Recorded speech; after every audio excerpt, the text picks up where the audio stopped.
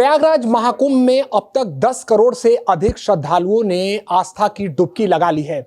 इसी बीच उत्तर प्रदेश सरकार के मंत्री भी संगम तट पर पहुंचे, स्नान किया। इसके अलावा उत्तर प्रदेश सरकार के कैबिनेट की भी एक अहम बैठक प्रयागराज में हुई। हमारे साथ बातचीत के लिए उत्तर प्रदेश सरकार में तेज-तर्रार मंत्री, कैबिनेट मंत्री अनिल राजभर जी हैं, हम उनसे बात करेंगे। मंत्री जी, स्नान तो हो गया, बैठक भी हो गई, हालांकि इस पर विपक्ष का ये कहना है कि वो स्थल नहीं था कैबिनेट की बैठक की, कहीं और करना चाहिए।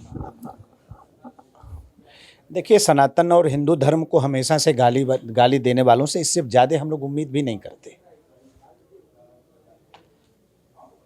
2025 महाकुंभ और उस अवसर पर माननीय मुख्यमंत्री जी की अध्यक्षता में वहाँ की कैबिनेट की बैठक का संपन्न होना इस बात को प्रमाणित करता है कि सनातन के प्रति हमारा समर्पण कहाँ तक है। हम लोग ये मानने वाले हैं कि देश है तो धर्म है और धर्म है तो देश है। भारत की जनभावना जो है,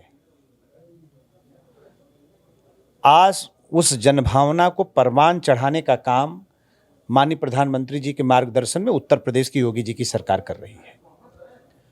जो विरोध करने वाले लोग हैं उनसे हम लोग कहना चाहते हैं कि अभी तो अयोध्या जी गए नहीं।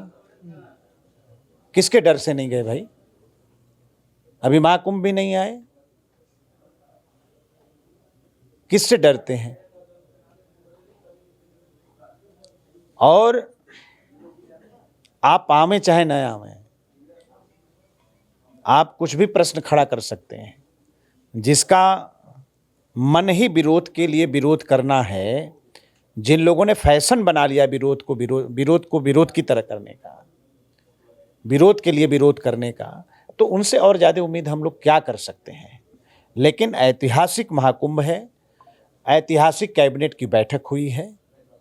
नौजवानों के प्रति जो हमारा संकल्प है, हर हाथ के काम को संकल्प के साथ हम जो आगे बढ़ रहे हैं, हमने कैबिनेट की बैठक में रोजगार की बृहद चिंता की है और पूर्वांचल को ताकत देने के लिए, प्रयागराज को समृद्ध बनाने के लिए, मिर्जापुर माँ विंध्यवासिनी की माटी, बाबा विश्वनाथ की धरती और भृगुनाथ की माटी बलिया, पूरे पूर्वांचल को एक्सप्रेसवे से आच्छादित करने के लिए सरकार ने बड़े फैसले किए हैं। उस पर तो कोई नहीं बोल रहा है। देखिए, सालों से तैयारी चल रही थी, आप लोग लगातार लगे हुए थे, लेकिन जब कुंभ शुरू हुआ उससे पहले कौन जाएगा कौन नहीं जाएगा, इसके बाद आंकड़ों को लेकर, और अब अखिलेश यादव ने कहा है कि जो भी जाए वहां पे उनका सौहार्द प्रेम का उनको ज्ञान हो, बोध हो। ये तमाम विषयों को लेकर तंज कसा है अखिलेश यादव। थोड़ा सनातन के बारे में समाजवादी पार्टी के लोग जाने, डॉक्टर लोहिया बहुत अच्छी तरीके से जानते थे, और इसीलिए डॉक्टर लोहिया रामायण मेला लगवाते थे। तो सनातन के बारे में समाजवादी पार्टी के लोग थोड़ा जानेंगे तो दया, करुणा, ये उनको बताने की आवश्यकता नहीं होगी, खुद इसका बोध हो जाएगा, ज्ञान हो जाएगा। दिल्ली में उत्तर प्रदेश के मुख्यमंत्री योगी आदित्यनाथ की रैली चल रही है और लगातार वहां पर ताबड़तोड़ उनकी रैलियां भी हैं। उससे ठीक पहले आम आदमी पार्टी और कांग्रेस पार्टी ने एक बड़ी बात कही है कि जब भी ये हारने लगते हैं, सांप्रदायिक सौहार्द वाले विषयों को लेकर ये मैदान में आ जाते हैं। भाई, किसी चुनाव को हम हल्के में नहीं लेते। आप सब लोगों ने भी देखा होगा कि चुनाव चाहे कोई हो, छोटा हो बड़ा हो, भारतीय जनता पार्टी उसको गंभीरता से लड़ने में विश्वास करती है। मिल्कीपुर का चुनाव हो रहा है, मुझे लगता है कि श्रद्धेय मुख्यमंत्री जी कितनी बार गए होंगे। तो किसी चुनाव को हम हल्के में नहीं लेते। अब क्या उनके मुख्यमंत्री नहीं प्रचार कर रहे हैं? क्या अरविंद केजरीवाल नहीं प्रचार कर रहे हैं? क्या आदिति नहीं प्रचार कर रही हैं? क्या राहुल गांधी नहीं प्रचार कर रहे हैं?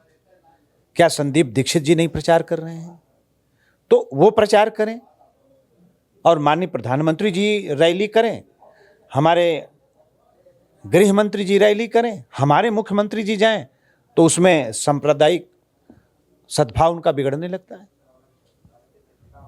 और एक अंतिम सवाल, आपने मिल्कीपुर का भी जिक्र किया है, उसी स्थल की एक बात है, क्या लगता है आपको कि किसी भी धर्माचार्य को देश के एक बड़े नेता के विषय में बोलने से पहले विचार करना चाहिए? हम बात कर रहे हैं हनुमानगढ़ी के जो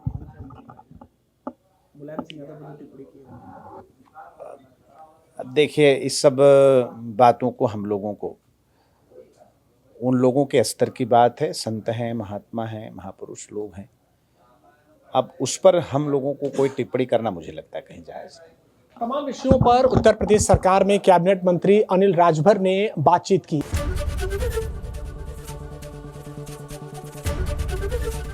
एबीपी गंगा, खबर आपकी, जुबान आपकी।